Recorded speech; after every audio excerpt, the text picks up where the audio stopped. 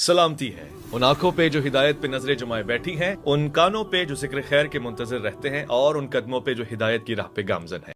استخارے کا کانسیپٹ ہماری سوسائٹی میں اسلام میں ہے کہ نہیں، لیکن یہ کہاں سے آیا ہے اور اس کی دلیل کیا ہے، اس کا صحیح طریقہ کیا ہے؟ اس کی کوئی دلیل نہیں، بالکل بے دلیل ہے۔ ہمارے ہاں اس کو جنتر منتر بنا دیا گیا ہے، اور استخارہ میں آپ کے لیے کروں، فلاں آپ کے لیے کرے، اس کا یہ نتیجہ نکلے گا، اس کی کوئی حقیقت نہیں ہے۔ استخارہ ایک دعا ہے اللہ تعالیٰ سے۔ رسول اللہ صلی اللہ علیہ وسلم نے ہمیں بڑی ہی پاکیزہ دعائیں سکھائی ہیں۔ آپ اگر دیکھیں تو حدیث کی کتابوں میں جو دعائیں ہیں رسول اللہ کی، یہ بات بھی میں عرض کر دوں کہ یہ بات کہ اللہ سے دعا کیسے کرنی ہے، یہ ایک بڑا مسئلہ ہے انسان کا، اس لیے کہ انسان اس میں افراط تفریط میں چلا جاتا ہے۔ تو پوری کی پوری کتاب زبور یہ مناجات اور دعاؤں کا مجموعہ ہے، یعنی اللہ کی سکھائی ہوئی دعائیں نازل کی انہوں نے کہ مجھ سے ایسے مانگا جاتا ہے۔ تو رسول اللہ نے بھی دعائیں سکھائیں، اس میں یہ ایک دعا ہے کہ اگر آپ کو زندگی میں کوئی مرحلہ پیش آتا ہے تو آپ اللہ سے خیر کی دعا کریں۔ استخارہ خیر چاہنا، اللہ تعالیٰ سے خیر کی دعا کریں کہ پروردگار میرے لیے اس معاملے میں خیر پیدا کر دے، مجھے صحیح نتیجے تک پہنچا دے، میری مدد فرما۔ تو یہ دعا ہے۔ تو جس طرح باقی دعائیں ہیں ایسی دعا ہے، ضرور کرنی چاہیے، صبح و شام کرنی چاہیے، لیکن ہمارے ہاں تو اس کو ایسی صورت دے دی گئی ہے کہ اب وہ ٹیلی فون پر بھی ہو رہا ہے، ٹیلی ویژن پر بھی بیٹھ کر ایک صاحب استخارہ فرما رہا ہے۔ نقصان یہ ہو رہا ہے کہ لوگ اس سے پورا ارادہ بدل دیتے ہیں، کوئی رشتہ کسی کا آیا، استخارہ کیا، خواب نہیں آیا تو ششتہ ختم۔ یہ تو توہم پرستی تک چلا گیا ہے۔ اس کے نتیجے میں جو اللہ تعالیٰ نے علم عقل دیا ہے انسان کو، معطل ہو کے رہ جاتا ہے۔ اور اس میں جو خواب بتائے جاتے ہیں، کسی روایت میں کسی حدیث میں یہ بیان نہیں کیا گیا کہ خواب آئے گا آپ کو اور اس کے اوپر آپ نے عمل کرنا ہے۔ خواب تو بعض اوقات ہمارے باطن کے اندر جو چیزیں موجود ہوتی ہیں ان کی تمثیل بن کے آ جاتے ہیں، اور وہ بالکل غلط ہوتے ہیں، یعنی غلط رہنمائی ہو جاتی ہے۔ اس طرح کی چیزوں پہ التفات نہیں کہ اللہ کے حضور میں دعا ہے، اور اللہ تعالیٰ اپنے بندے کو جب وہ دعا کرتا ہے تو کس طرح رہنمائی کرتے ہیں، ہزار طریقے ہوتے ہیں۔ یعنی زندگی میں آپ کو بھی تجربہ ہوا ہوگا، مجھے تو 12 اس کا تجربہ ہوا ہے کہ کسی معاملے میں کوئی رائے قائم کرنی تھی، علم میں عمل میں اللہ سے دعا کر رہے ہیں، تو بعض اوقات یہ ہوا کوئی آدمی ملنے کے لیے آ گیا، اس نے کوئی نیا پہلو بتا دیا، رستے میں جاتے ہوئے کسی کاغذ پر کوئی چیز مل گئی، کسی چیز کے بارے میں خیال ہی نہیں تھا کہ فلاں کتاب میں لکھی ہوگی، اچانک کھولی تو سامنے آ گئی۔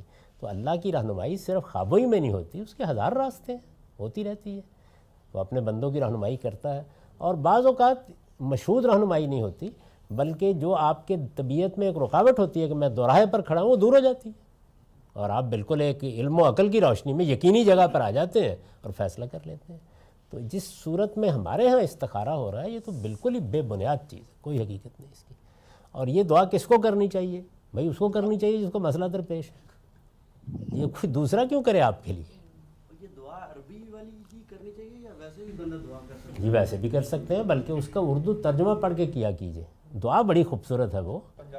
یہ میں نے اپنی اس کتاب، جی پنجابی میں کریں، انگریزی میں کریں، میں نے اپنی اس کتاب میں جہاں پر دعاؤں کا باب ہے تو وہاں وہ ساری دعائیں جو صحت کے ساتھ ثابت ہیں رسول اللہ صلی اللہ علیہ وسلم سے، وہ جمع کر، اس میں استخارے کی دعا بھی، اس کو آپ میزان سے نکال کے پڑھ سکتے ہیں، اس میں ترجمہ بھی کر دیا اس کا۔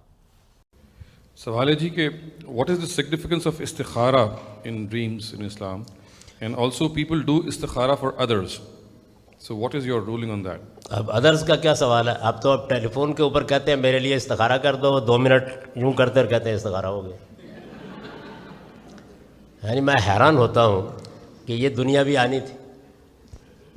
تو میں آپ سے عرض کروں کہ استخارہ کچھ نہیں ہے، کوئی چیز نہیں۔ رسول اللہ صلی اللہ علیہ وسلم نے لوگوں کو دعائیں سکھائی ہیں بہت سی، اللہ سے کیسے دعا مانگنی ہے۔ استخارہ بھی ایک دعا ہے، یعنی حضور نے یہ سکھایا ہے کہ اگر کوئی مسئلہ پیش آ جائے تو اللہ سے دعا کیسے کرتے ہیں۔ آپ استخارے کی وہ دعا کبھی پڑھ کے دیکھیے، اس کا ترجمہ پڑھیے، میری کتاب میزان میں نے اس کو ٹرانسلیٹ کر دیا ہے، اور دیکھیے اس میں کیا کہا گیا ہے۔ اس میں اللہ کی عظمت کا اعتراف کیا گیا ہے، اپنی عاجزی بیان کر کے اللہ تعالیٰ سے دعا کی گئی ہے کہ پروردگار یہ معاملہ مجھ کو درپیش ہے، اس میں میرے لیے خیر پیدا کر دے۔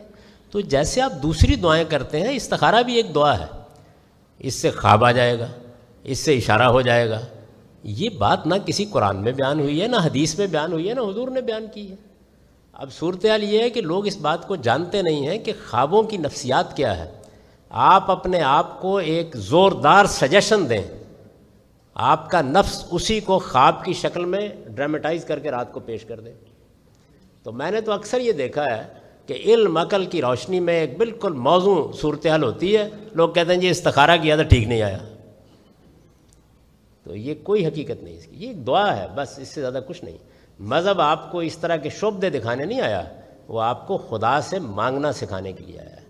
تو استخارہ خدا سے رہنمائی کرنا، رہنمائی مانگنے کی دعا ہے. وہ اللہ تعالیٰ کس طریقے سے رہنمائی کرے گا، کیا خیر پیدا کرے گا. ممکن ہے کہ کوئی دوست آپ کو بتا دے جس معاملے کو آپ شروع کر رہے ہیں اس میں یہ خرابی ہے یا یہ اچھائی ہے. تو علم اور عقل کی بنیاد پر فیصلے کریں. اللہ تعالیٰ نے یہی تعلیم ہم کو دی ہے. لیکن یہاں صورتحال یہ ہے کہ سیاستدان استخارہ کرا رہے ہیں. شادی بیاہ میں بجائے اس کے کہ انسان کو انسان کی حیثیت سے دیکھا جائے یا اس کی کوئی سیرت اور کردار کا مطالعہ کیجائے، استخارہ ہو رہا ہے. اس کی کوئی حقیقت نہیں ہے. اور یہ جو خواب واب آتے ہیں یہ اکثر و بیشتر آپ کا باطن ہوتا ہے جو آپ کے سامنے آ جاتا ہے. تو استخارے میں اگر کچھ ایسی بات نظر آئے جو نگیٹو ہے اور آپ کو جو ایکچوئل ایکسپیرینس آپ کی عقل کہہ رہی ہو کہ اس سے مختلف، بالکل اپنے علم اور عقل کے فیصلے ہی پر عمل کرنا چاہیے. یہ ضروری ہے، اس لیے کہ علم اور عقل کو معطل کرنے کے بعد انسان نہیں رہتا. یہ سوال ہے کہ لیکن اب تو یہ کاروبار بن گیا.